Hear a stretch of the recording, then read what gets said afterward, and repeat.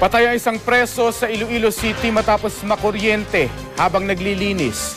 Hindi pa tiyak kung paano siya nakuryente. Makibalita tayo kay Alessa Kimsing ng GMA Iloilo. Naglilinis sa likurang bahagi ng Iloilo City District Jail kahapon ang inmate na si George Mena Jr. ng makuryente. Maybe accidentally, he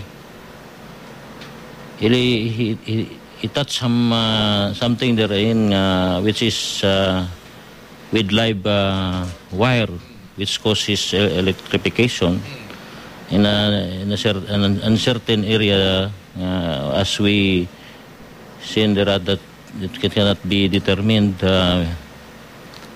well. Nadala pa sa ospital si Mena pero namatay rin matapos ang 30 minuto. Ayon sa pamunuan ng kulungan, ininspeksyon pa nila ang mga linya ng kuryente noong nakaraang linggo pero wala naman daw silang nakitang problema. Nakatakdang muling ipasuri sa Panay Electric Company ang mga linya ng kuryente sa naturang kulungan.